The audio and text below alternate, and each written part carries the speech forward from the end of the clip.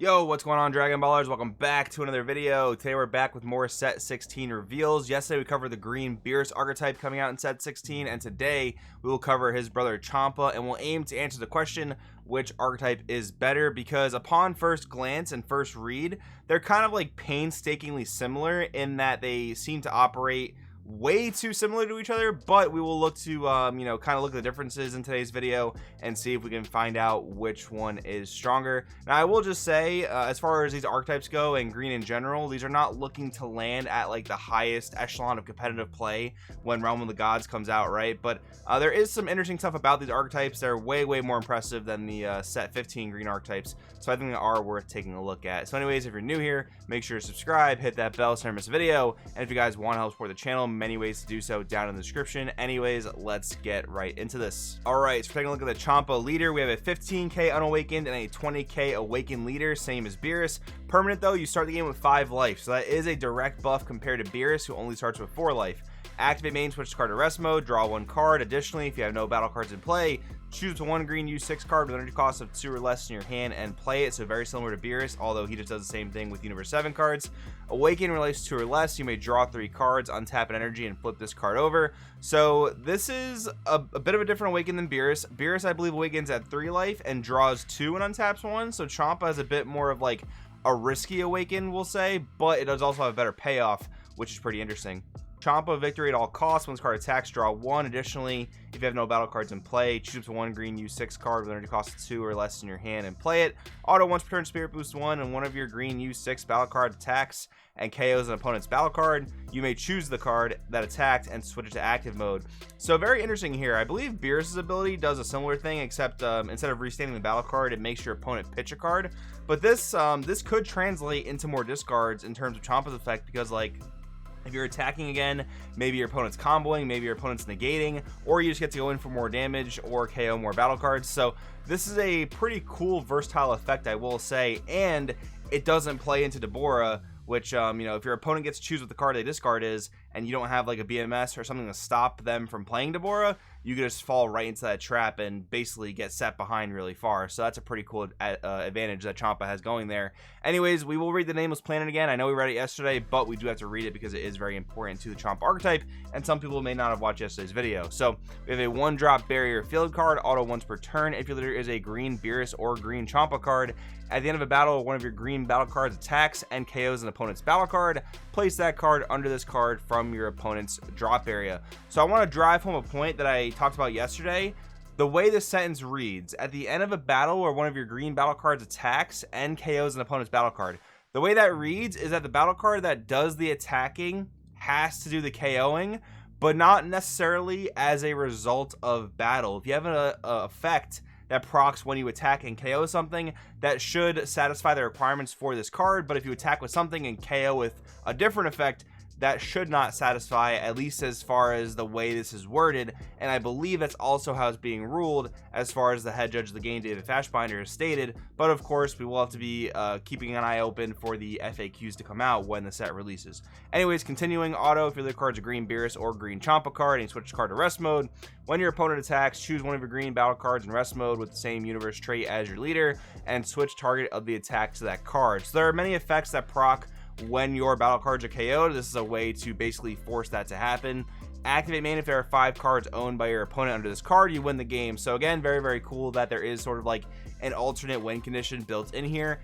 And 5 battle cards doesn't really seem like all that much. Now of course your opponent can play around this and not really commit that many battle cards to the board, but a lot of strategies are kind of reliant on putting a lot of battle cards into the board. So with that in mind, you could force your opponent to play in an awkward way, which could obviously lead to your advantage. Anyways, moving along, we have a Unison for the deck, Vados pre-fight preparations, 1-drop 9k and power green 3. Auto limit 1 if this card has 3 or more markers. When this card's played, choose to one of your opponent's battle cards and KO it. Pretty nice, just on play spot removal. That's pretty cool. Activate main +1 if a field extra card isn't in your battle area. Activate it to 1 Nameless Planet from your deck, then shuffle your deck. We have the referee that we read yesterday. You can either activate Nameless Planet from the deck, or you can basically play one of your opponent's battle cards in their hand with the hopes of KOing it to proc your various effects in the deck. It is a little bit unfortunate that this whole archetype, and same goes for Beerus, they're so reliant on the field cards that you have to spend your turn 1 basically getting the field card out. You might play a full slew of like 12 field cards and ways to search it, which could be kind of annoying as far as like deck space is concerned, and you could obviously play better Unisons and Vados, but it seems pretty essential to the deck's engine. So you might again have to play a full suite of 12 of these cards to get that field card going turn 1, but that's going to be where your turn 1 energy is mostly dedicated towards. Then we have Hit, Assassin, Strike. So I wanted to talk about this next because it seems to be the only SR for the deck. We have a Barrier Dual Attack 20k auto for 2 energy. If your leader card's green, your opponent has 2 or more energy, so you can't basically do this on your opponent's turn 1. And this card's in your combo area. When one of your green battle cards attacks and KOs an opponent's battle card, play this card from your combo area. So kind of similar to the Goku that we read yesterday, but I believe that comes in for 1, as where this comes in for 2, which is kind of weird. But anyways, auto limit 1 if this card's in rest mode. When your opponent attacks, they may choose 2 cards in their hand and discard them. If they don't, negate the attack, and your opponent can't attack for the turn. So that's a pretty wild effect. Basically, again, your opponent attacks, and I guess you only have to do this once because of the limit 1. This will only proc 1 time. But basically, they pitch 2 cards for the turn, or they get no attacks for the turn. So they're probably going to have to pitch 2. This is also a barrier battle card, so it's going to be a little bit tougher for your opponent to deal with depending on the deck they're playing, which is cool. This card has protection, and your opponent's going to have to do something about that auto if they want to try and, you know, put pressure onto you the remainder of the turn. I just think putting this card in play is going to be a little bit difficult, but there is another way to cheat it out that we'll see in just a bit. Alright, so for some of the starter cards, we have Batamo to battle U7. When this card's played, look at the top 5 of your deck, add up to 1 green U6 with energy cost of 4 or less, or 1 green Unison with a specified cost of 1 among to your hand and shuffle your deck. Auto for a green. When this card's KO'd, choose up to 1 green U6 card with energy cost of 2 or less in your hand and play it. This is actually really, really nice because your leader can play this for free, and then this can fish for your Unison, which can then fish for your field card. I don't believe Beerus had a 1-drop similar to this. I don't believe Beerus had a card that could search for your Unison that could be played for free. I could be mistaken. I could be forgetting just from yesterday's video, but I don't remember a 1-drop like this. So this is another advantage for Champa here. Champa to battle U7, 2-drop 10k permanent. This card can attack battle cards without barrier in active mode. Auto once per turn, add 1 card from life to hand. When this card attacks, draw 1.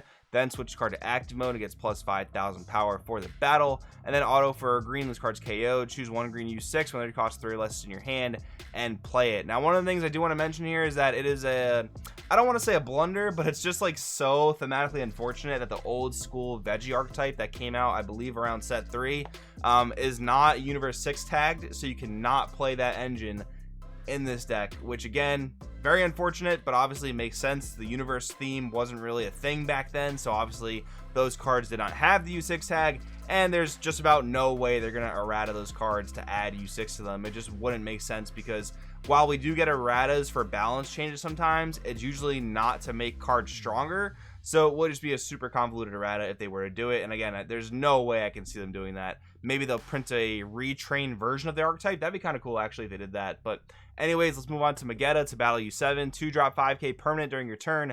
This card gets plus 10k, can attack battle cards without barrier in active mode. When this card's played, draw 1. Auto for a green. When this card's KO'd, shoots a 1 green U6 card with energy cost 3 or less in your hand and play it. So far, starter cards for this deck, some of them are very similar to the ones in Beerus, but I do very much like the Batamo that can help you find your field card faster. Moving along, we have our next pieces of the chain, which I don't think there's other green U6 support. I don't think that U6 is something that's been in green historically. Again, talking about the Veggie engine, those are technically Universe 6 characters in green, but not Universe 6 tagged. Maybe there's a handful from like the draft box set so we can take a look at. But anyways, SS Kava, Wrathful Evolution, 3-drop 20k critical. Auto once per turn when this card attacks, choose one of your opponent's battle cards and KO it. Solid spot removal just on swinging.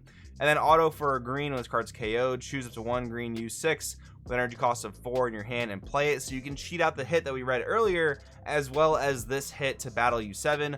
4-drop 20k double strike barrier. When this card's played, draw 1. Then choose one of your opponent's battle cards and KO it. Activate main for 2. If your leader's a Champa card and you have 3 or more energy and no battle cards in play, play this card from your hand. Very, very interesting. I actually like this a lot. So you basically have to cheat this out for 2.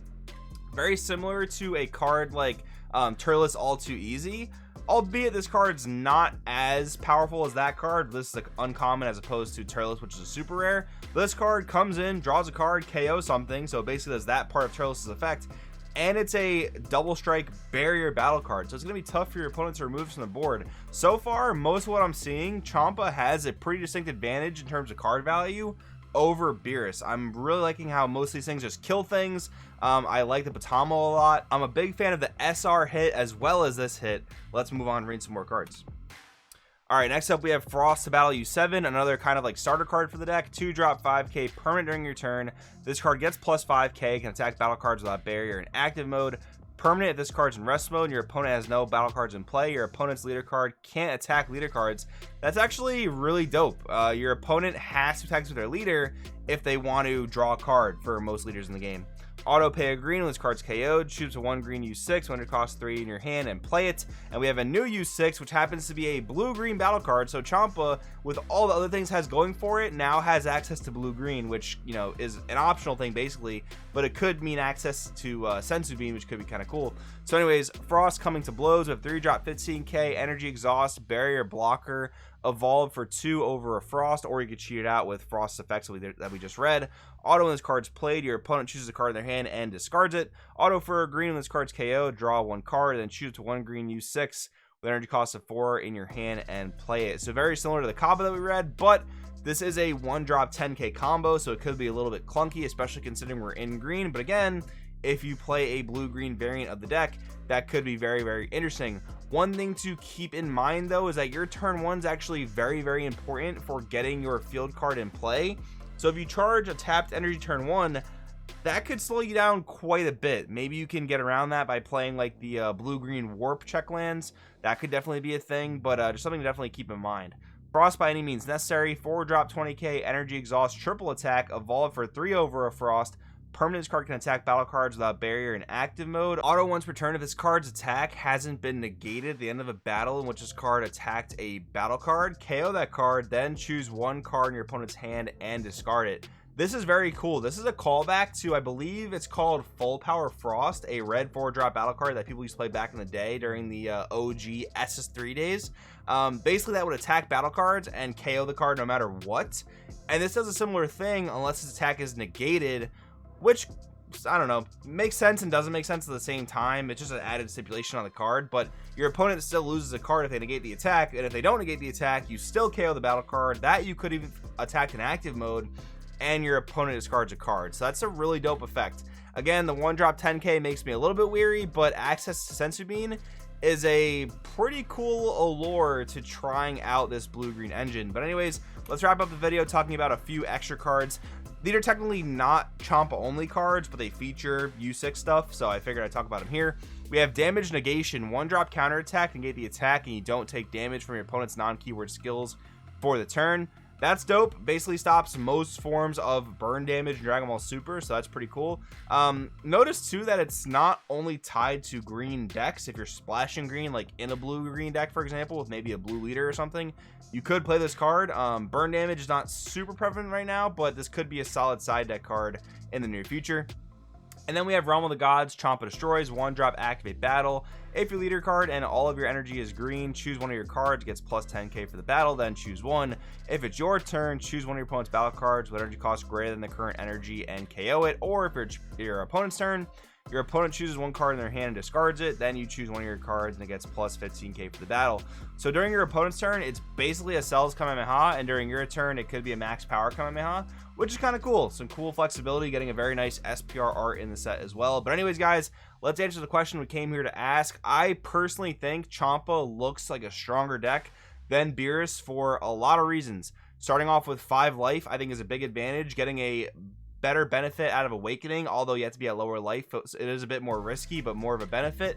And the 1-drop Potamo can be played for free, fish for your Unison, set up your field card, which again, I don't believe Beerus had a similar card to that. And I really like both the hit cards that the deck has to offer. So overall, yeah, I think Champa's stronger, guys. Of course, I want to know what you think in the comments below. Thanks for watching, and I will see you guys next time.